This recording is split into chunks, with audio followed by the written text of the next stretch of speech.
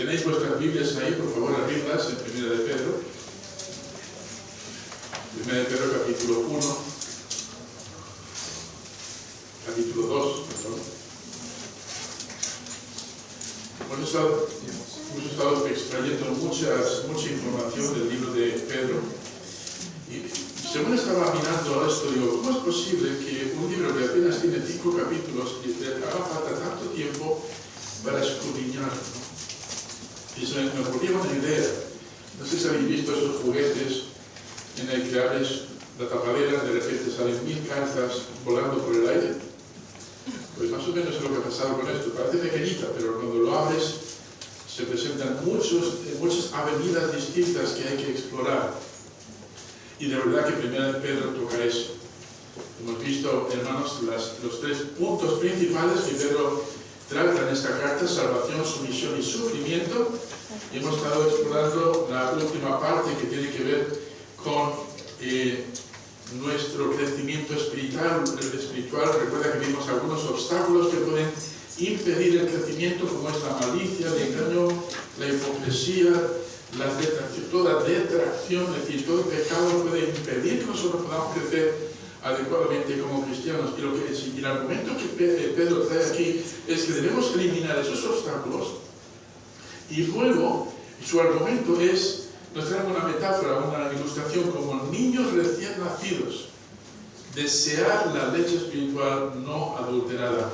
Y esto abre ahora una serie de avenidas muy interesantes a explorar. Recuerda que estuvimos viendo el tema de que Cristo se presenta como piedra angular, que puede ser para uno piedras de edificación y para otros piedra de obstáculo, piedra de tropiezo. Y luego apunta hacia aquellos que la han recibido como piedra de crecimiento. Y ahí es donde estamos ahora. Así que os voy a invitar que abramos nuestras Biblias en el capítulo 2. Y quiero que, después de habernos hablado de la piedra angular, piedra escogida, piedra preciosa, el que creyere en él no será avergonzado, versículo 6, más vosotros sois, dice. Pero vosotros, pues, los que creéis, él es precioso, pero para los que no creen, la piedra que los edificadores les echaron ha venido a ser la cabeza del ángulo, y piedra de tropiezo y roca que hace caer, porque tropiezan en la palabra, siendo desobedientes, a lo cual también fueron destinados. Ahora, en el versículo 9 y 10,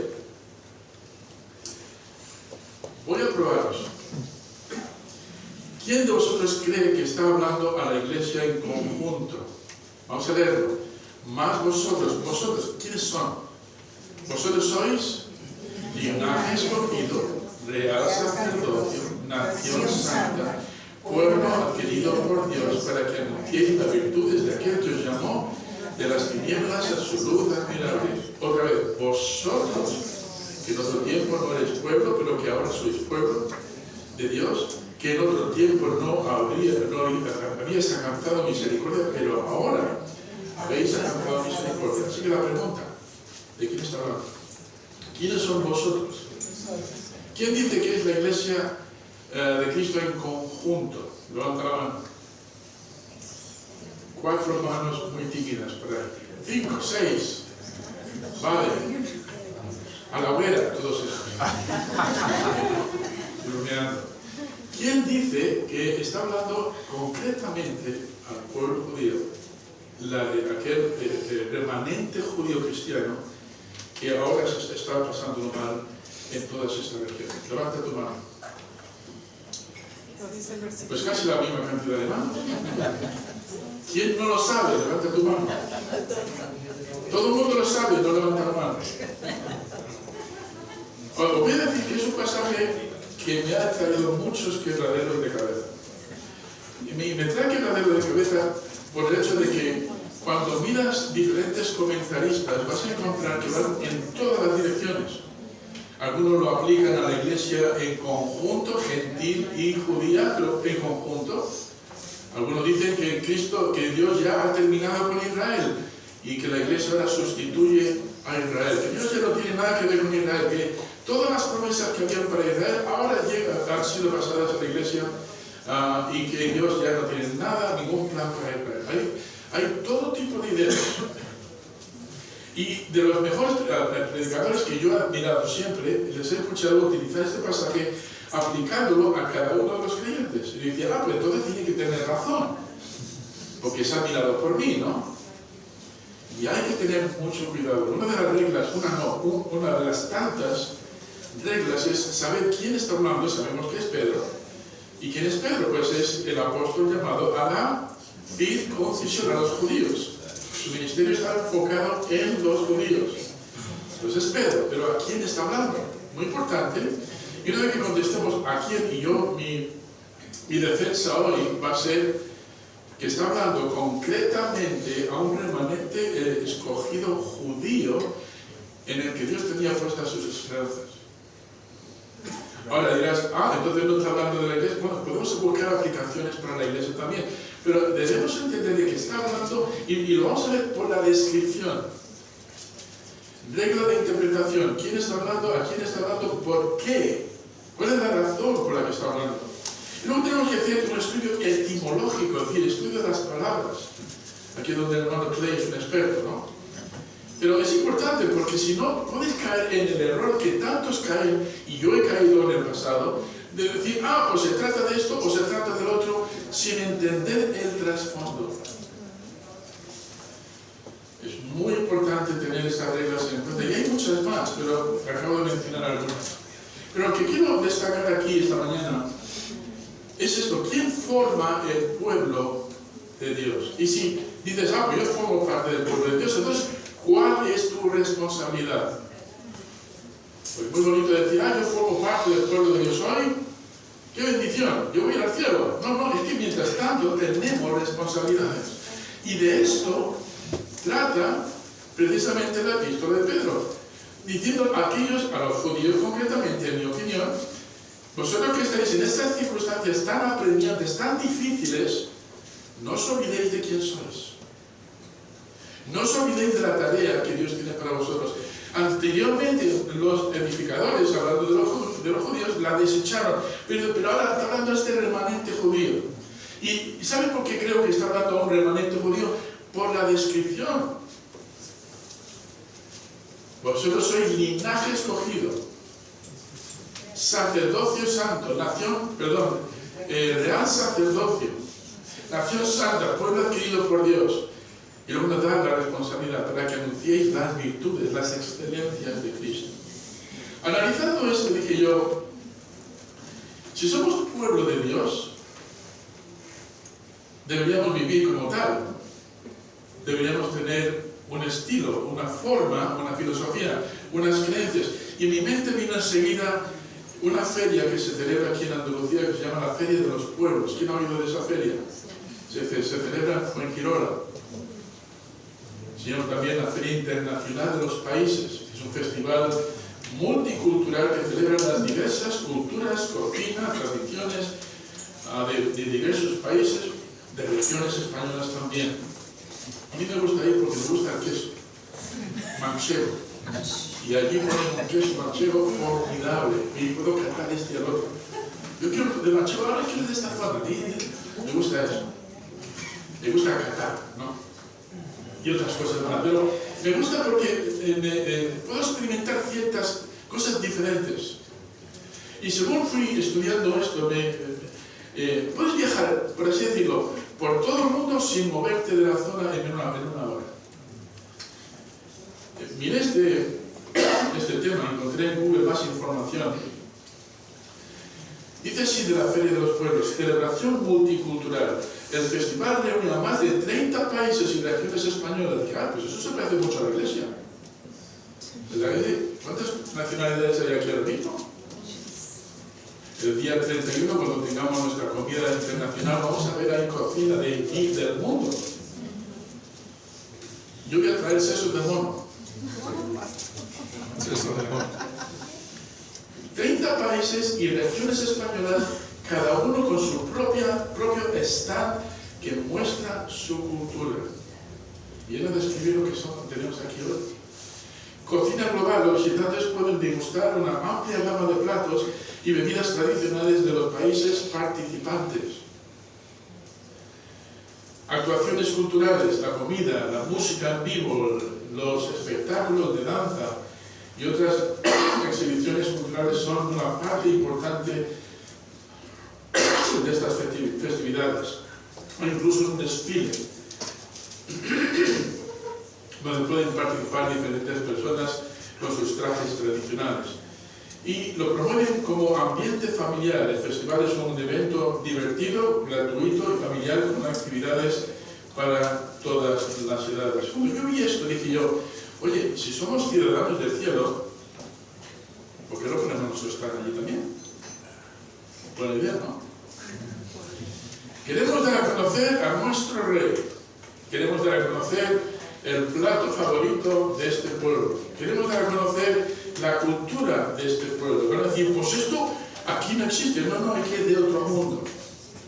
Ya no es de este planeta. Entonces, cuando veo aquí, cuando habla Pedro del pueblo de Dios, enseguida surge en mi mente de quién está hablando.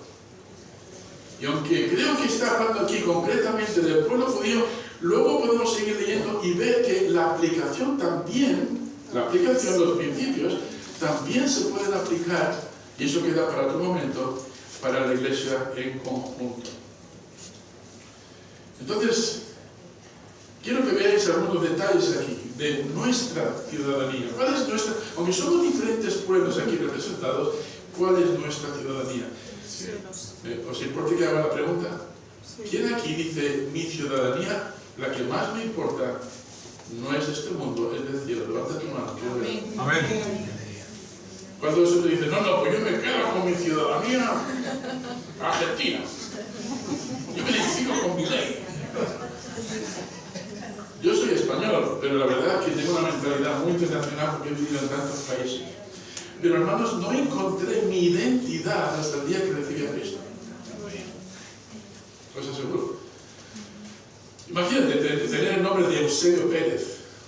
Vivir en Australia, vivir entre americanos y luego gente que no sabe ni pronunciar el nombre. Con un acento australiano viviendo en España. ¿Tú de dónde eres? Yo soy español, pero no suenas a español. Con un nombre como Eusebio y hablando así, tú no puedes ser. Y siempre tuve un conflicto con eso. ¿De dónde soy? Pues me identificaba con Australia. Hasta sé tirar el boomerang y me vuelve, ¿eh? Sé tocar el didgeridoo. ¿Sabéis lo que es eso? Me identifico mucho con esa cultura. Lo que no me identifico es comer esos gusanos que yo comer. Pero viviendo en España también entendía la cultura que me rodeaba. Y según he viajado por el mundo, hermanos, eso se ha ido haciendo más y más amplio. Pero no llegué a entender, no llegué a sentir una identidad mayor que cuando recibí a Cristo como mi Salvador. Por lo tanto, creo que cuando habla de los expatriados y de la dispersión, capítulo 1, versículo 1, creo que está hablando a judíos, sí. Pero creo que también puede apuntar a gentiles que están pasando por las mismas circunstancias. Y ahora aquí en el capítulo 2, versículo 11, los llama lo mismo expatriados, pero añade un ingrediente distinto, peregrinos. Vivimos en este mundo, pero no somos de este mundo. Amén. Estamos de paso. Entonces, hablando un poquito del contexto, la semana pasada vimos a Jesucristo que puede presentarse la misma persona de dos formas, dependiendo de la actitud de cada persona, como piedra angular o piedra de tropiezo.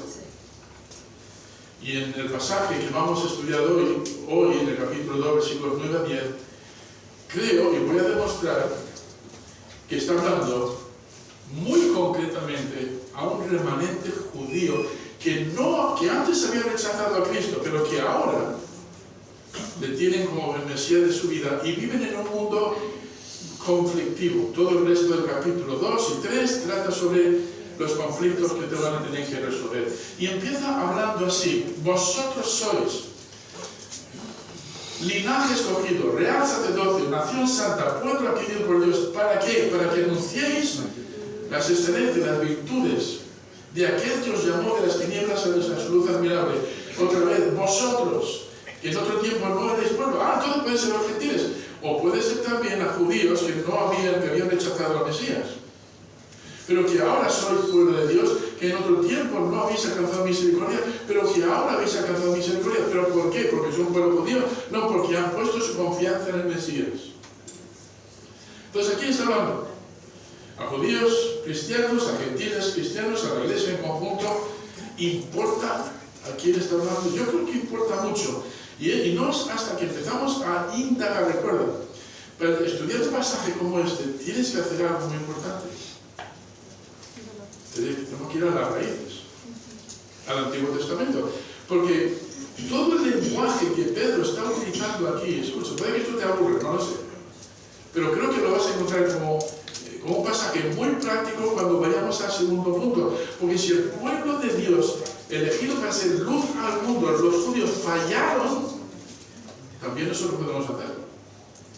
O sea que hay muchas lecciones prácticas aquí. Cuando habla ahí de la roca que los edificadores desecharon en el versículo 3, versículo 7, creo que está apuntando claramente a los judíos. Creo que está apuntando a Juan capítulo 1, 11 al 13. A los suyos vino y los suyos no le recibieron. En el versículo 5 menciona también las ofrendas que ahora en el nuevo pacto tenemos que ofrecer, tanto judíos como cristianos como gentiles. Son ofrendas, son sacrificios de alabanza, aceptables a Dios. Incluso nos habla de un sacerdocio muy distinto al que había en el Antiguo Testamento. Ya no tenemos que traer sacrificios de animales. Ahora son sacrificios, sí, pero pueden ser, son sacrificios espirituales. Y ahora aquí en los versículos 9 al 10, creo que está apuntando a este pueblo en concreto, a este remanente, diciendo, mira, Dios no ha terminado con vosotros.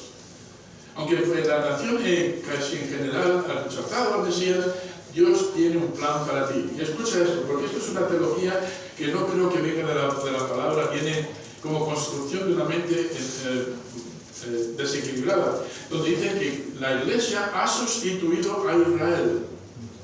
Se llama la teología del reemplazo. Hay algunos hermanos, no dudo de su salvación, pero hermanos, no dudo de su interpretación. Porque, hermanos, Cristo no ha terminado con Israel. No solamente tiene un plan para Israel hoy, sino que tiene un plan para Israel en el futuro, en un buen tiempo, que se llama el milenio, donde Dios va a restaurar el trono de David, donde el pueblo de Israel cuando todo se convierta, van a poder estar allí representando a todas las naciones. Entonces es importante que tengamos esto presente. Lo que quiero tratar hoy, si me da tiempo, de los 3 puntos que tengo, es primero que veamos esto como profecía, las profecías del pueblo de Dios. Segundo, vamos a dar un giro, vamos a mirar luego, sí, a la iglesia en conjunto, si somos injertados en el olivo. Ahora, esto también puede aplicarse a nosotros, en cierta manera sí. Entonces vamos a ver ahí lecciones que se aplican al pueblo de Dios que forma parte, que la iglesia forma parte. Es decir, a la iglesia en conjunto. Y lo último, quiero que veamos, si decimos, pues yo ya pertenezco a ese pueblo. Bien, entonces debemos entender, y esto va a ser el mazazo, que tenemos un propósito. Tenemos una razón. Es decir, la profecía, el privilegio y el propósito del pueblo de Dios. Exploremos esto dejarme que si no estáis convencidos de que está hablando del pueblo de Dios o sea remanente concreto, déjame que te convenza. ¿Por qué? Y vamos a tener que utilizar muchos pasajes del Antiguo Testamento, así que no te aburres. Si tomas papel y lápiz y lo apuntas y luego lo estudias, creo que vas a entender que esta es la postura correcta. Vamos a ver, primeramente, cuando dice vosotros, ¿a quién está hablando? ¿A judíos mesiánicos? ¿A quién? Bueno, lo describe como expatriados, como peregrinos. Y yo creo que expatriados y peregrinos en doble sentido, no solamente ya no vivían en su país, sino que este mundo ya no les pertenece. De ahí la palabra peregrinos. Me llama mucha atención aquí en Andalucía la cantidad de expatriados que tenemos de británicos. ¿Se habéis dado cuenta? Les llaman expats. Los puedes distinguir a 1 kilómetro de distancia. El típico británico, ¿no? quiere encajar, pero en el momento que abre su boca ya sabemos de dónde viene. Muchas personas piensan que mi mujer es una guiri, una expatriada, una de estos hijos que tiene un aspecto parecido, la hablan en inglés todo el tiempo y cuando responde en un español perfecto se queda y dice, pero no eres, no, yo soy de aquí, Pero lo que quiero decir es que como expatriados se debe saber de dónde procedemos por nuestra forma de conducirnos. Y creo que esto es algo que Pedro quiere destacar aquí. Y a partir del versículo 11 van a machacar sobre esto. No os conforméis a este mundo.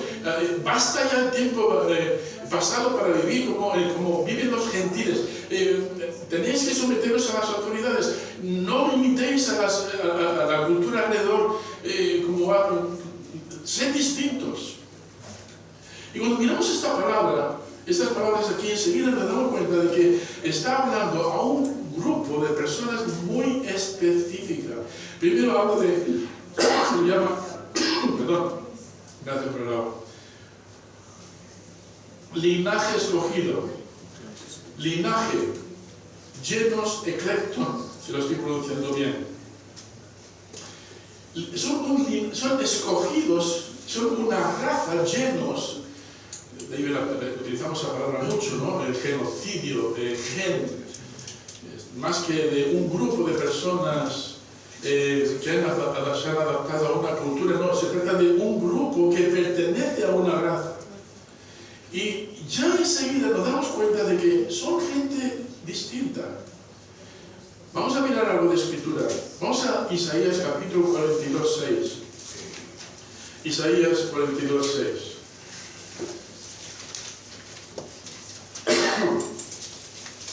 Vosotros, ¿quiénes son? Mira lo que dice Isaías 42:6. Yo Jehová te he llamado en justicia. Dice, te sostendré por la mano, te guardaré y te pondré, toma nota, por pacto al pueblo, por luz. Ese fue el propósito que Dios tenía para escoger al pueblo de Israel. Como descendiente de Abraham, las promesas pasarían al pueblo de Israel, y ahora estos tendrían que ser bendición, y a través del pueblo de Israel, recuerda, vino la semiente, que es Jehová, que es Jesucristo. Y les está diciendo, mira, en vez de, lo que tienes que hacer es atraer a las naciones ahí, para que entiendan de que hay salvación para ellos. Tenían que ser luz a las naciones.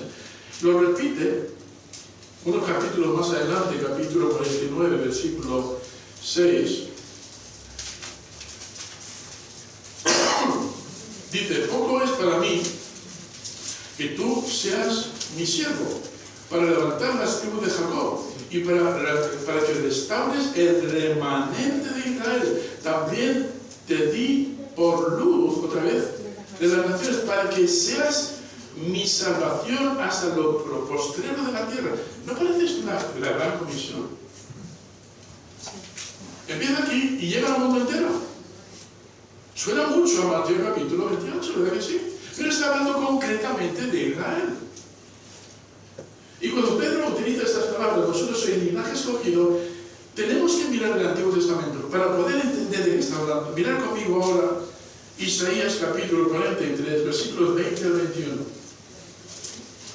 Capítulo 43, versículos 20 al 21.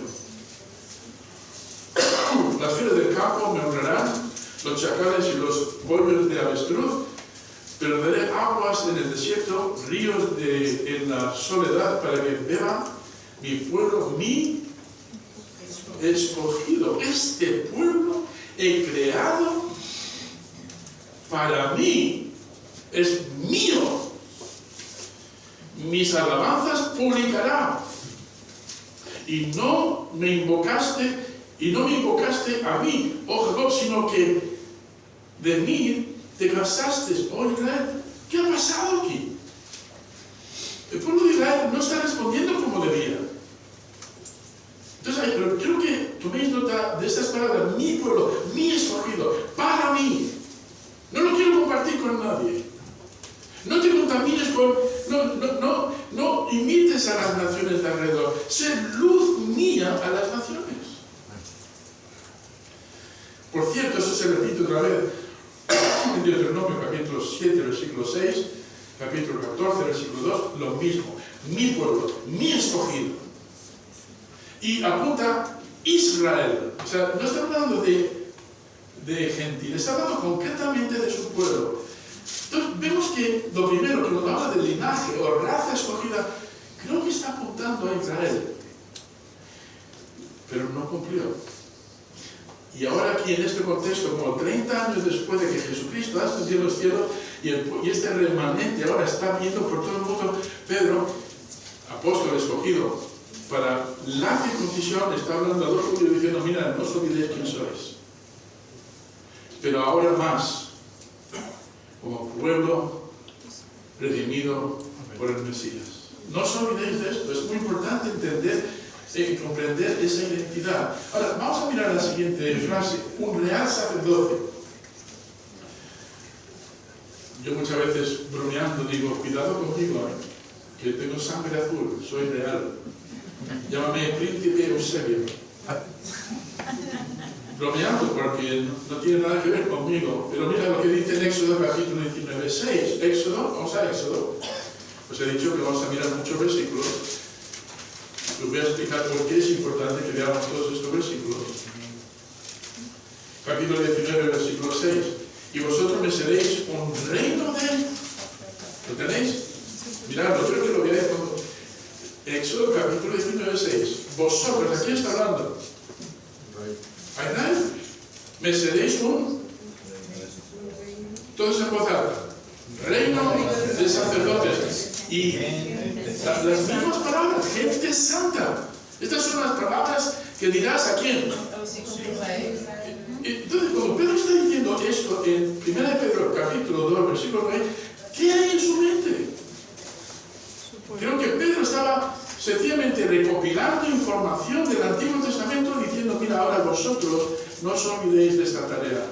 Aunque la mayoría de la nación ha negado al Mesías, y dando lugar a que ahora el Evangelio vaya a los gentiles, también quiero que entendáis que Dios no ha terminado con vosotros. Entonces tenemos primero linaje escogido, ahora real sacerdocio apuntando al pueblo judío. ¿Y qué tal nación santa? Bueno, ya nos ha dado pistas de esto anteriormente, igual que yo soy santo, sed vosotros santos en toda vuestra manera de vivir. Pero aquí está llamando nación santa. Si miras otra vez en Éxodo capítulo 19, versículo 6 lo dice ahí, real sacerdocio y gente, genos, gente santa. Vosotros me seréis un reino de sacerdotes y gente particular. Y cuando habla de santa, no está hablando de ponerte en una estatua, en un pedestal, como lo ves en los templos, en algunas iglesias, ¿no? Un trozo de madera ahí, con aspecto humano, que tiene sus dedos ahí, ojos lánguidos, como un carnero muerto, y está ahí así. No. Cuando habla de santa, está hablando de, no de estar estático, sino de estar moviéndote. Escogido, mío, para un uso específico. Cuando piensas en santo, piensa de que Dios no solamente al pueblo de Israel, ahora también a la iglesia, como vamos a ver en el segundo punto, nos ha escogido para hacer una tarea específica.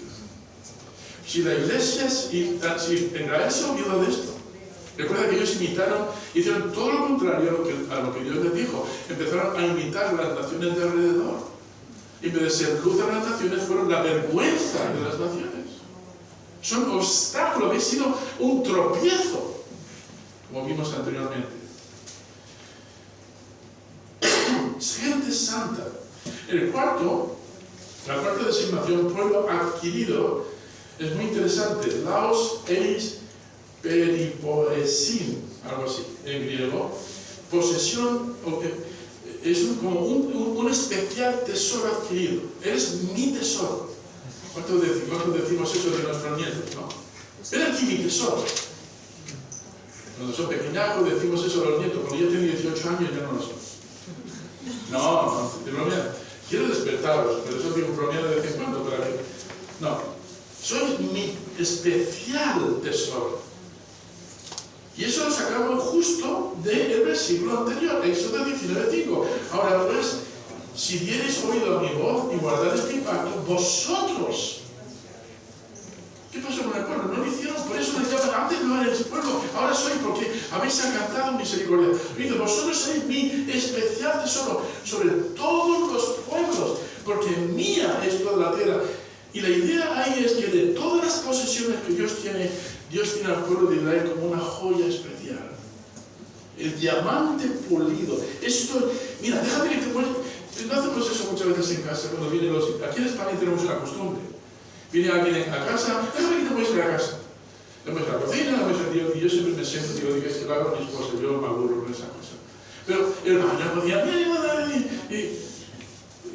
luego dice, pero mira esto.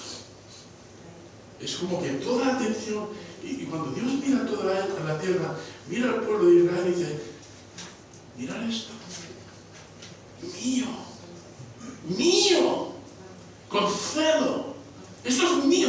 Y sabes, la aplicación que vamos a ver en el segundo punto es que Dios hace lo mismo con la iglesia, en general. Mío, comprado por mí, mi especial tesoro. Esta es la idea que está haciendo cuando dice pueblo adquirido. Es mío, mi tesoro, mi joya. Y en el punto, la quinta designación, en 1 Pedro capítulo 2, 10, dice que, concerniente a recibir misericordia, dice, vosotros que en otro tiempo no erais pueblo. Pues eso te lleva a pensar que eran gentiles, ¿no? O pensar que por el hecho de que habían rechazado a Dios, por mucho que hubieran sido nacidos de una familia judía, no por eso eran escogidos, digamos, no formaban parte de esa familia. No erais pueblo, pero que ahora sois pueblo de Dios y en otro tiempo no habíais alcanzado misericordia. ¿Por qué? Porque habían rechazado al Mesías. Pero ahora habéis alcanzado misericordia. Y curiosamente, este pasaje también lo encontramos en el Antiguo Testamento, Oseas capítulo 2, 23. Y la sembraré para mí, en la tierra, y tendré misericordia de lo ruhama, ni siquiera traduce la palabra, que significa de la que no tiene misericordia, y diré lo a mí, o mi pueblo, tú eres mi pueblo. Las mismas palabras. Yo no sé qué problema tuvieron los traductores, pero no tradujeron esas palabras, sino que las pusieron tal y como había. ¿Cómo se pronuncia eso, Valentín? Lo ruhama. Lo ruhama. Y luego lo a mí. Lo a mí. No lo traduce, os dais cuenta de que no viene traducido, pero Pedro sí lo ha traducido. Curiosamente, ¿no? Una vez más está apuntando ¿a quién?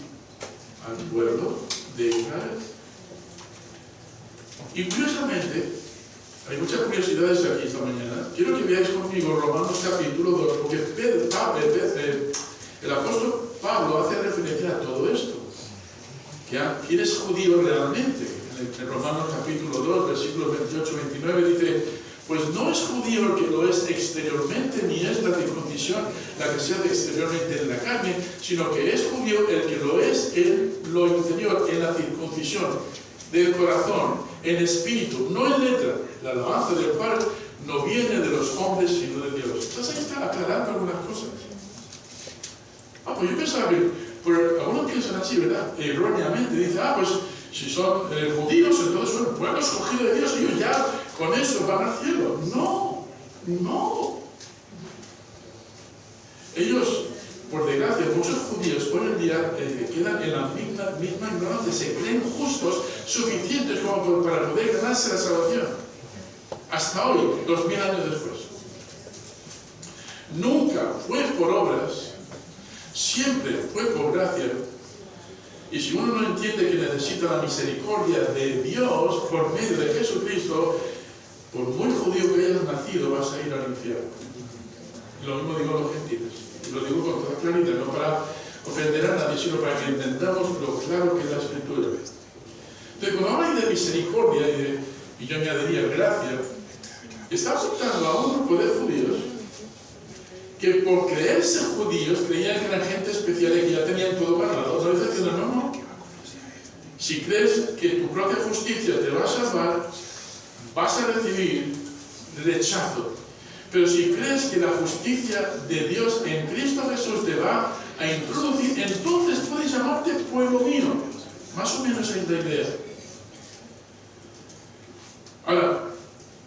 Cambiando un poco el tema. Dirá el pastor, y esta idea de raza, sacerdocio, nación, posesión suya, pueblo querido, ¿opinan todos los teólogos igual?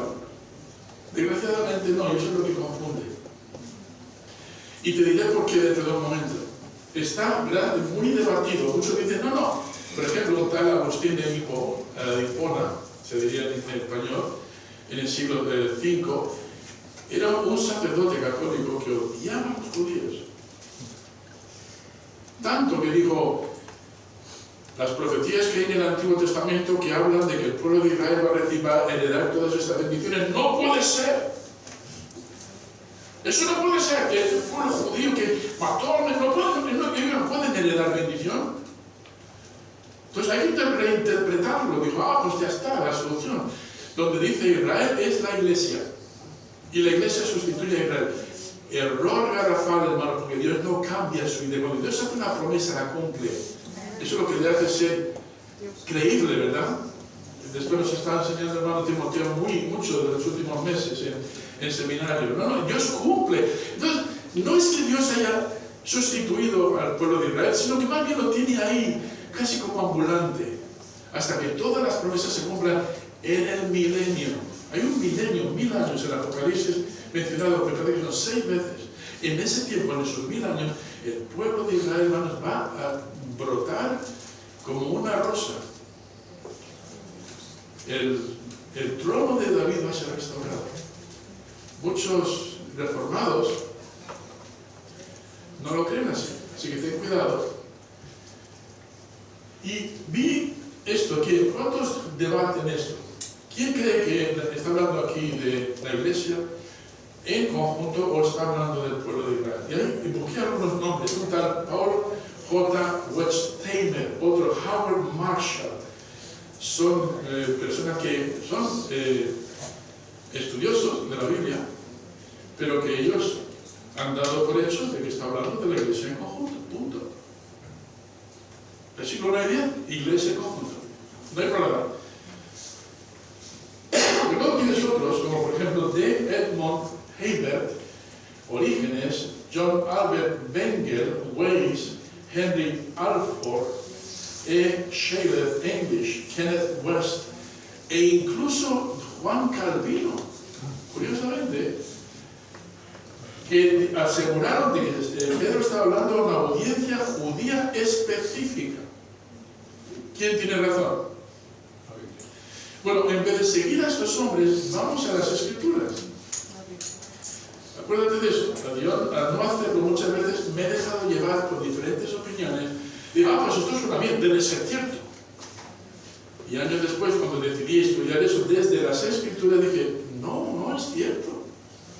He cometido muchos errores precisamente por caer en la trampa de decir, pues yo soy calvinista, no, yo soy arminianista, no, yo soy, espero que digas, yo soy un cristiano bíblico y lo practiques, porque si no vas a caer en muchas trampas. Bien, recuerda que lo que dije antes, que Pedro era apóstol llamado a la circuncisión. En Gálatas 2, 7 y 8, Pablo dice esto. Antes, por el contrario, como vieron que me había sido encomendado el Evangelio a la incircuncisión, está hablando de Pablo, de su ministerio a los gentiles, como a Pedro, el de la circuncisión, pues el que actuó en Pedro para el apostolado de la circuncisión, actuó también en mí para los gentiles. Entonces, vemos que Dios tenía dos apóstoles enfocados en algo muy específico. No que no iban a ir, por ejemplo, cuando Pablo vemos haciendo su ministerio, no le vemos solamente yendo al gentil. Lo primero que hacía cuando entraba en la ciudad era buscar una sinagoga. Pero luego se acordaba que tenía un ministerio con los gentiles. Y lo opuesto con Pedro. Pedro lo llegaba a la ciudad, iba a ir a la sinagoga, pero también miraba alrededor para ver si había algún gentil por ahí al que pudiera testificar. En un momento dado, ¿os acordáis que él no tenía en consideración a los gentiles? Vino un tal Cornelio, un romano de pura sangre, como el hermano, el de Luciano. ¿Os he despertado otra vez? ¿A que sí? Un romano y dijo, gentil, inmundicia, infierno, no quiero. Y el Señor tuvo que enseñarle a Pedro. Hay muchas lecciones ahí. Ahora, ¿por qué esto es importante? Os voy a decir por qué. Y voy a intentar terminar. Y lo voy a hacer con una ilustración. ¿Es importante tener el Antiguo Testamento para interpretar el Nuevo?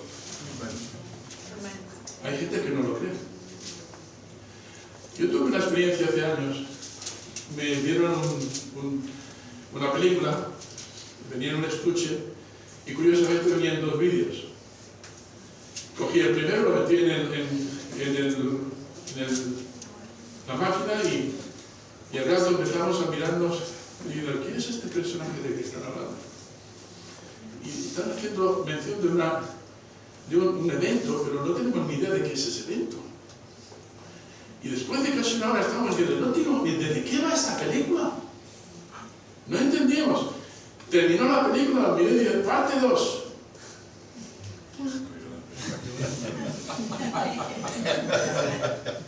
¿Qué ha pasado con la parte 1? Cuando metí la parte 1 dije, ahora tiene sentido. Si no has visto la parte 1 y ves la parte 2, vas a estar diciendo, ¿y de quién está hablando aquí? ¿Y qué está pasando aquí? Etcétera. Es lo que pasa cuando no tienes el Antiguo Testamento en cuenta. No. He escuchado a teólogos muy renombrados diciendo, no importa lo que diga el Testamento, yo voy a demostrar esto con 3 versículos del Nuevo Testamento. Dije yo, qué barbaridad acabo de decir este hombre. Y tenía que ver con un asunto del pueblo de Israel. Trajo 3 versículos, pero fuera de contexto, porque la Biblia, el Antiguo Testamento también es contexto. Sí. Entonces, hermanos, recordemos esto cuando pensemos en el pueblo de Israel. Pensemos de que Dios tiene para nosotros toda la Escritura es inspirada por Dios, incluyendo el Antiguo Testamento. El Antiguo Testamento fue sumamente importante para el ministerio de Jesús. ¿Qué hacía lo primero que cuando entraba en una sinagoga? ¿Qué citaba Jesucristo? El Antiguo Testamento. Se ha cumplido en mí el Antiguo Testamento. Cuando Pablo entraba en una sinagoga, ¿qué hacía con el Antiguo Testamento? Escrito está, escrito está, escrito está. ¿De dónde estaba escrito? En el Antiguo Testamento. Y cuando Pedro está citando esto, creo que está haciendo lo mismo. Pueblo real sacerdocio, el linaje escogido, real sacerdocio, nación santa, pueblo adquirido por Dios. ¿Está hablando de qué? Mira el primer DVD y sabrás de quién está hablando. Ahora dirás, entonces esto no tiene nada que ver con nosotros. En el siguiente estudio vamos a ver que tiene mucho que ver con nosotros. Pero está hablando al pueblo de Israel nada más, ese linaje, esta gente especial. Y dice que no está hablando de mí. No, porque vamos a darnos cuenta en el siguiente mensaje de que, hermanos, Dios ha hecho algo muy interesante con los gentiles. Los ha injertado. Entonces, muchas de las bendiciones que Israel como nación iba a heredar, ahora las heredamos nosotros. Pero cada cosa en su parte. No voy a dar más hoy, quiero dejarlo ahí. Pero quiero que entiendas, hermanos, que Pedro está haciéndole recordar a este remanente escogido de judíos cuál es su posición. Son todo esto que vemos aquí. Y luego, entiende tus privilegios, entiéndelos. Tienes muchos privilegios, pero al final debes de entender de que esto te hace responsable también como pueblo de Dios. Entonces, la aplicación aquí es que todo lo que vamos a continuar leyendo, aunque puede tener una audiencia judía, en particularmente también tiene una aplicación para nosotros todos. Para todos. Entonces podemos coger esta epístola 2000 años después en el arroyo de la miel, en la Costa del Sol, y decir, pues eso está muy anticuado. Esto no tiene que ver con nosotros hoy, en la Costa del Sol. Es muy importante esto, hermanos. Entonces la semana que viene no, porque predicaba hermano Timoteo, te dije que te iba a poner la alfombra roja, ¿no? Y estaba descansando y dije, ya no hace falta que predique hermano Timoteo. No, yo traigo cosas muy importantes que quiero que las escuchéis, pero quiero que entendáis, hermanos, que aunque Pedro está hablando aquí a una audiencia en particular, muy especial, vamos a ver que muchas de estas cosas se aplican también a nosotros. Podemos encontrar aquí podemos extraer principios aquí que se aplican también a la iglesia. Y creo que ese es el problema que algunos teólogos han tenido, que quieren aplicar a toda la iglesia sin mirar los principios, sin mirar las raíces. Miremos las raíces, miremos la base y luego busquemos una aplicación, pero no al revés, porque podemos cometer muchos errores. ¿Amén? Amén. Vamos a casa, vamos a orar, vamos a tener una palabra de oración y lo veremos Dios mediante. Señor y Padre Celestial, te damos gracias por lo que hemos podido ver hoy aquí. Ayúdanos a ser diligentes en el estudio bíblico y no sacar conclusiones gratuitas, Señor, sin ver el trasfondo, el contexto histórico, incluso el contexto del Antiguo Testamento, porque eso nos va a ayudar a entender qué está ocurriendo aquí. Ayúdanos a ver hoy, Señor, que sí, tu pueblo, Israel, tiene una posición muy privilegiada. Y con ese privilegio también una gran responsabilidad, aunque en la mayoría te han fallado, Señor, todavía hay en el mundo un remanente pequeño, pero un remanente que sigue siendo luz a las naciones. Y con ello, Señor, formamos parte de esa gran comisión, de ir por todo el mundo y anunciar las excelencias, las virtudes de aquel que nos llamó de las tinieblas a la luz admirable. Ayúdanos a no olvidarnos, Señor, que esto también tiene que ver con nosotros. En Cristo Jesús. Amén.